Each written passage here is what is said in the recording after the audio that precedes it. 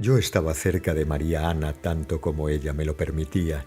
Me encantaba poner mis manos sobre el vientre hinchado de aquellas hermosas mujeres cuyos bebés concebidos en la luz eran como los míos propios.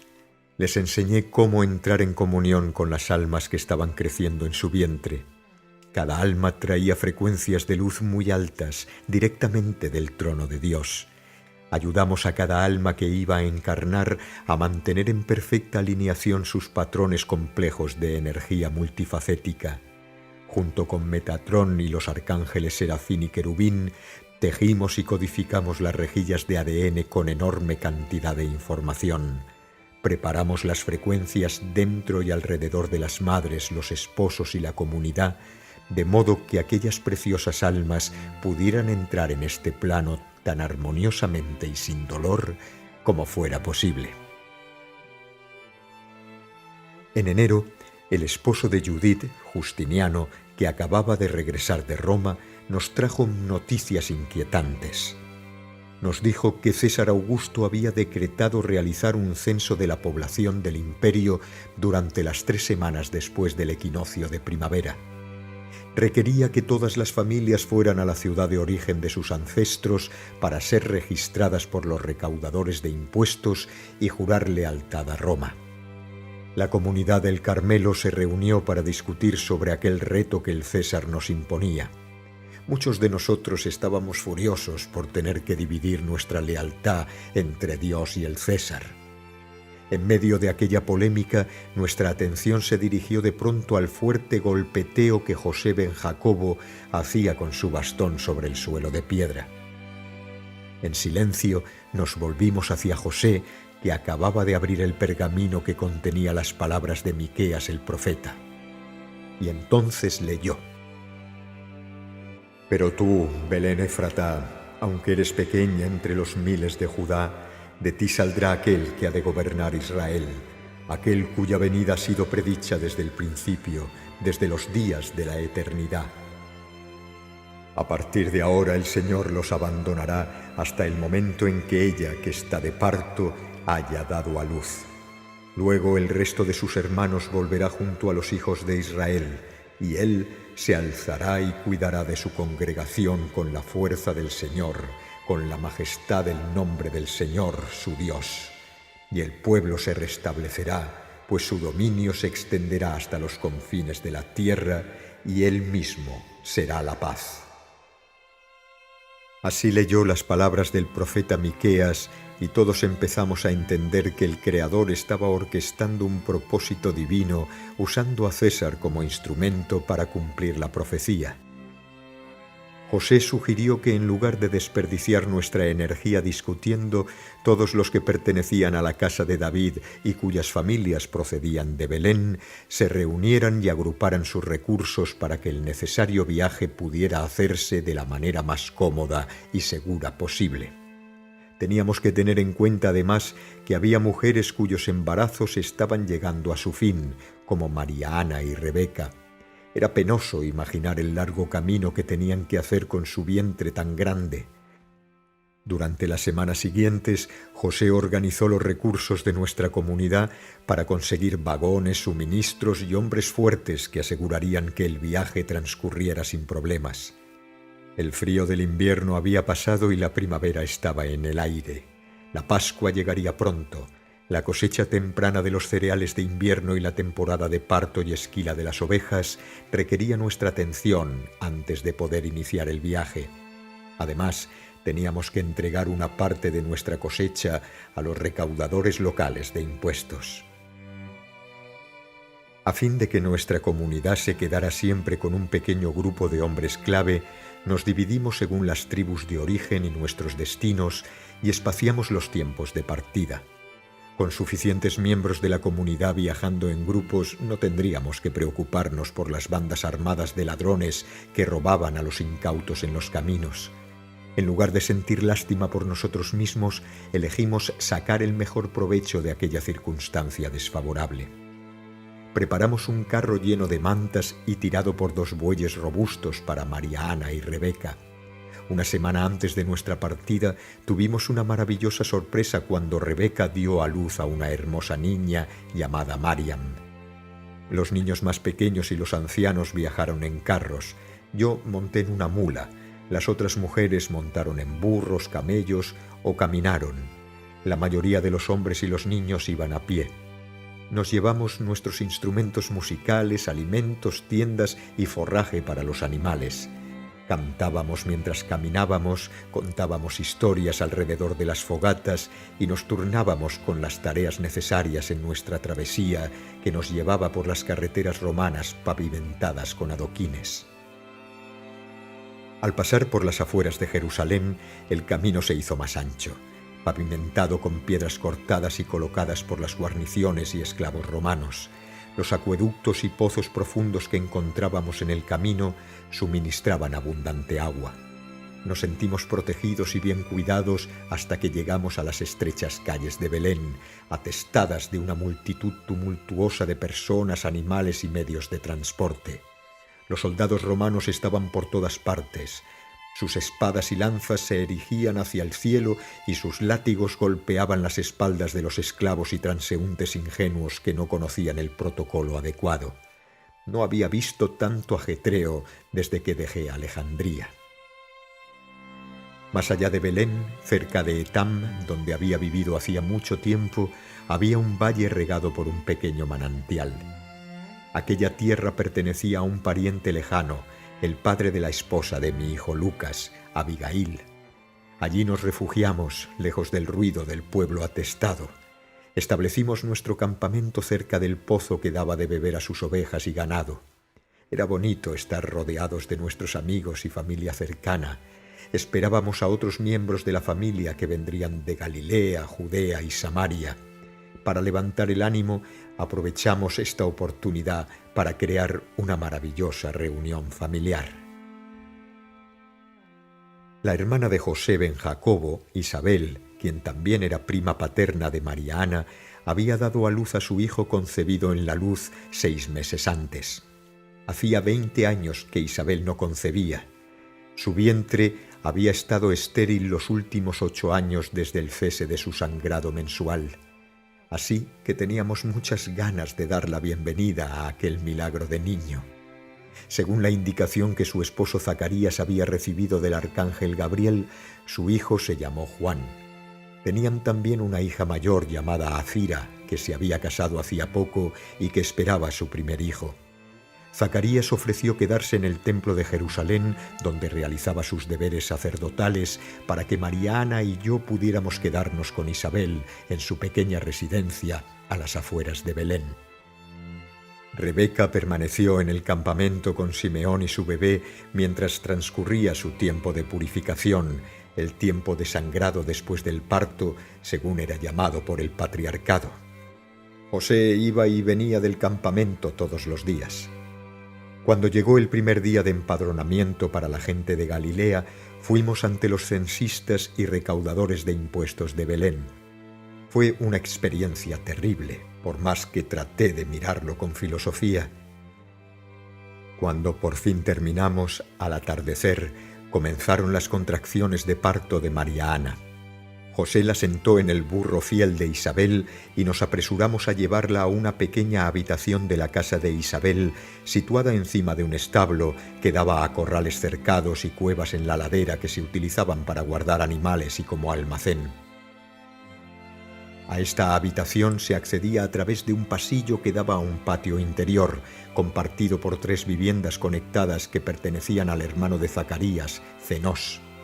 José subió en brazos a María Ana por las escaleras estrechas y empedradas y la acostó sobre el camastro especial que habíamos preparado para el parto.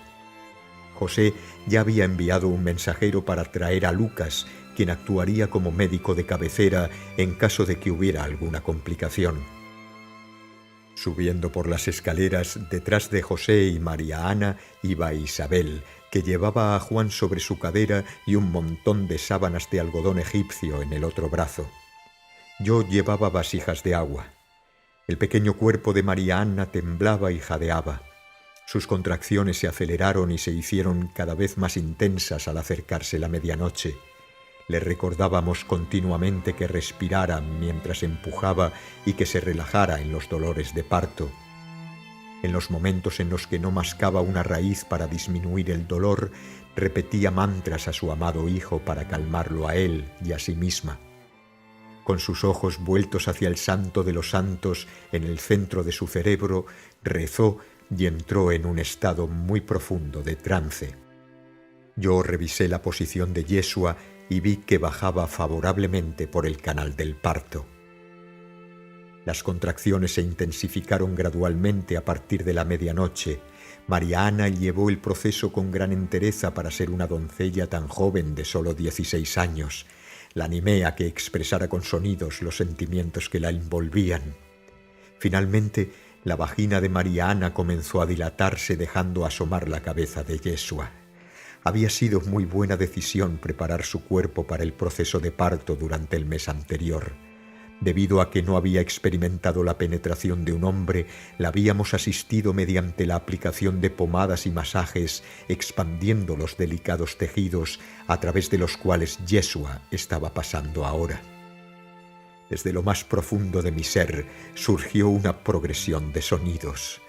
Entoné la canción familiar del destino más alto que las sacerdotisas de Hathor cantaban a las almas recién nacidas. Muy alto encima de nosotros, claramente visible como una estrella fija en los cielos, estaba la Merkaba Beth Elohim. Huestes de ángeles, dominaciones y elementales vinieron y permanecieron junto a nosotros. Era como si toda la vida estuviera conteniendo la respiración, a la vez que el silencio más profundo penetraba en el corazón mismo del cielo y la tierra. Y en aquel momento asomó su cabeza cubierta de rizos color castaño rojizo y pronto el resto de su pequeño cuerpo estuvo en mis manos. Gloria a Dios en las alturas, paz y buena voluntad para la humanidad. Aquellos fueron los estribillos que escuchamos de las huestes angélicas. Nuestra habitación brillaba con una luz dorada celestial. He aquí a mi Hijo, en quien yo he venido a reunir mi rebaño. En él me complazco. Fueron las palabras grabadas en nuestro corazón por el Dios Altísimo. Así es como recibimos al Hijo del Hombre, y tal como Él me había prometido y mostrado hacía más de un año, Yeshua había llegado a mis pequeñas manos. De hecho, era bendita entre las mujeres, así como lo era su preciosa madre. Yeshua nació bajo el signo de Aries. Su nacimiento se produjo alrededor de 1 hora después de la medianoche en el 21º día de Nisán, según el calendario judío, que corresponde a principios de abril del año 4 a.C., de acuerdo con tu calendario gregoriano. José había permanecido con nosotros durante todo el parto. A veces caminaba de un lado a otro, intentando no interferir con el trabajo de partería en el que las mujeres mayores estábamos absorbidas. Se añadía al dilema incómodo de José su timidez, pues a pesar de que era el esposo de María Anna, aún no había tenido relaciones sexuales con ella. Sin embargo, en el momento en que Yeshua comenzó a salir, José estuvo inmediatamente a mi lado. Varios días antes del parto, José había ido al establo de abajo y había encontrado una pequeña caja de madera para cribar el maíz que se utilizaba para alimentar a las ovejas y a las cabras. La habíamos lavado y forrado con vellón de oveja y la paja más fresca que se podía encontrar en aquella época del año, y sobre ello añadimos sábanas plegadas de suave algodón egipcio. Este humilde pesebre más tarde acogería al pequeño Yeshua para que María Anna pudiera descansar. Juan estaba en una cuna cerca del camastro de Isabel. Había permanecido completamente despierto durante todo el parto. A veces se ponía a llorar e Isabel le daba de mamar mientras lavaba y refrescaba la cara y las manos de María Anna. Cuando María Anna requería más atención, Juan era acostado en su cuna o puesto en los brazos nerviosos de José. Juan prefería estar en el meollo de las cosas y así fue como observó el nacimiento de su primo, cuyo camino abriría y prepararía. Mientras Isabel atendía la expulsión de la placenta de María Anna, puse suavemente a Yeshua sobre el vientre de su madre con el cordón umbilical todavía unido. Después puse la placenta en aceites conservantes dentro de un recipiente especial para enterrarla después en una ceremonia. José se inclinaba sobre su hijo y su amada María, como él la llamaba. Esperamos en silencio hasta que el pulso de vida del cordón umbilical que conectaba a María con su bebé finalmente se agotó, y entonces cortamos y atamos el cordón umbilical y lavamos al bebé recién nacido. Allí estaba, había nacido a salvo. Alabamos al Dios Padre Madre con todo nuestro corazón, mente y alma, y oramos para tener la fuerza y la sabiduría necesarias para proteger y preparar a Yeshua ben José para que pudiera lograr todo lo que había venido a hacer. Y también nos preguntamos por qué Lucas no había llegado todavía, pero estábamos muy agradecidos de que sus habilidades médicas no hubieran sido necesarias. Aunque todavía estaba oscuro afuera, una gran luz inundaba nuestra pequeña habitación como si fuera mediodía. Después de haber lavado y ungido a María Anna, la llevamos a su propia cama, detrás de una alfombra colgada que dividía la sala de estar. Yeshua fue envuelto con un paño del más fino algodón egipcio que María Anna había preparado doblando las orillas y bordándolo cuidadosamente con un diseño geométrico de colores típicos del linaje de David. Podíamos sentir la presencia de los grandes a nuestro alrededor. Durante las siguientes horas, mientras permanecíamos sentados en silencio, vigilando al niño que dormía en el regazo de María Anna, escuchamos dentro de nuestro corazón la comunión entre seres de otros reinos y dimensiones. En aquel momento, alguien llamó a la puerta.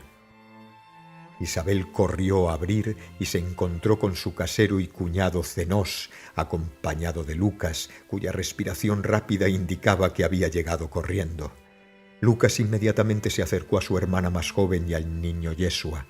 Después de lavarse las manos, cuidadosamente procedió a examinarlos y se alegró de que ambos estuvieran sanos y robustos. Tal como había sido entrenado desde su juventud, Lucas hizo más tarde un registro por escrito de la más maravillosa de las historias. Aunque este registro ha sido alterado, ha sobrevivido relativamente intacto a través de los siglos y todavía se conoce en tu día como el Evangelio según Lucas. Lucas se disculpó profusamente por no estar presente en el parto y explicó que había estado asistiendo a otro parto, ayudando a la madre y al niño a sobrevivir a una situación crítica. Sonreí por dentro cuando me di cuenta de que tenían que ser mis manos y no las de Lucas las que recibieran a Yeshua ben José, justo como mi nieto había prometido. Poco tiempo después, Zenós volvió para anunciar que había un grupo de seguidores en la puerta de la calle de abajo. Algunos eran pastores que trabajaban para el suegro de Lucas.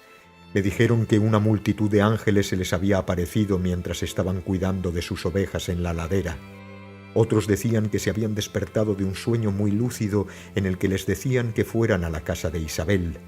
Sabían que María Anna estaba a punto de dar a luz la última vez que la vieron.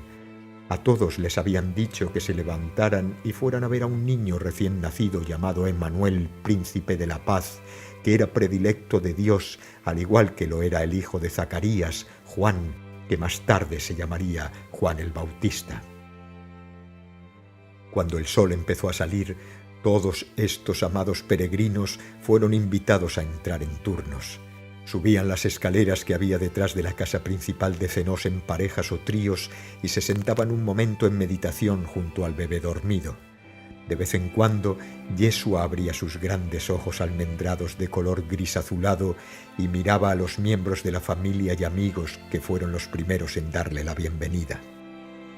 De mis hijos estaban allí Natán, Lucas y Rebeca, que vinieron con sus parejas. Rebeca trajo a su pequeña bebé, Mariam. Mis otros hijos y los de Joaquín estaban muy lejos. José de Arimatea, junto con su esposa María de Magdala y su hermana Marta, fueron registrados en el censo de Betania. En una sincronía fascinante, María Magdalena había nacido ese mismo día en Betania, el mismo número de horas después de la puesta del sol que Yeshua, antes del amanecer. Entre los trabajadores del suegro de Lucas había un niño de 12 años llamado Natanael ben Tolmi. Estaba con los pastores que vieron a los ángeles. En sus brazos llevaba un cordero huérfano recién nacido que traía como ofrenda para Yeshua. Cuando vio a Yeshua, cayó de rodillas, diciendo que en una visión que había tenido hacía varios meses había visto a aquel mismo niño y un ángel le había dicho que era el Mesías prometido. Sus lágrimas caían en la suave lana de su ofrenda en medio de sus balidos. Cuando levantó la vista, María Ana lo invitó a acercarse. Colocando una mano suave sobre la cabeza de Natanael, ella lo miró fijamente a los ojos y le dijo: «Tú, hijo mío, has sido favorecido por Dios. El que ahora está con nosotros te ha llamado para que dejes el mundo y seas su amigo y discípulo para siempre». Entonces le pidió a José que cogiera el cordero y ella puso al niño Yeshua en los brazos bronceados de Natanael. Me doy cuenta, mi querido amigo, de que mi historia se está volviendo cada vez más compleja. También me doy cuenta de que mucho de lo que estoy compartiendo contigo entra en conflicto con las historias generalmente aceptadas hoy por los cristianos. A pesar de que me arriesgo a crear confusión y conflicto en ti, mi intención es aportar claridad y amplitud de miras. Hay muchas cosas que transmitir y te lo entrego parte por parte, tema por tema, flujo de energía por flujo de energía. Sin embargo, por favor, no aceptes mi historia a ciegas. Dale la oportunidad de que actúe en tu corazón y luego en tu mente. Te recuerdo que estas palabras están transmitidas de manera que puedan abrir y expandir tu conciencia a fin de que puedas considerar alternativas. Te corresponde a ti discernir la verdad de lo que está contenido en este documento en función de su poder de elevar, transformar y potenciar tu propio conocimiento. Más que ofrecer otra versión de la historia de Cristo, mi propósito más profundo es prepararte para la llegada del Cristo dentro de tu propio corazón. De esta forma, estás siendo preparado para los grandes cambios que se avecinan. Por lo tanto, abre tu corazón y recuerda las energías que has presenciado a través de tus sentimientos. Te diré además que yo estoy aquí contigo. El único propósito de mi venida hace mucho tiempo es estar aquí en este momento presente. No pienses que estoy lejos en el tiempo o en el espacio, o que lo que ocurrió hace 2000 años no tiene relevancia para ti hoy. Ahora mismo estás en medio del proceso de reescritura de tu historia pasada. De hecho, algunos de vosotros habéis venido desde el futuro precisamente para ello. Yo soy Ana del Carmelo y he vuelto para dar testimonio del nacimiento de Cristo en ti. Estoy aquí para recibirte, así como recibí al ungido hace 2000 años. Te proporciono una cronología de hechos e historias de personajes conocidos que has estudiado. Sin embargo, es más importante la transmisión de frecuencias de transformación que las palabras a través de las que proceden. Si escuchas más allá de las palabras, es posible que recuerdes quién eres realmente y des un paso adelante para cumplir con tu misión, jugando tu parte en este gran drama de la ascensión planetaria que estamos co-creando juntos.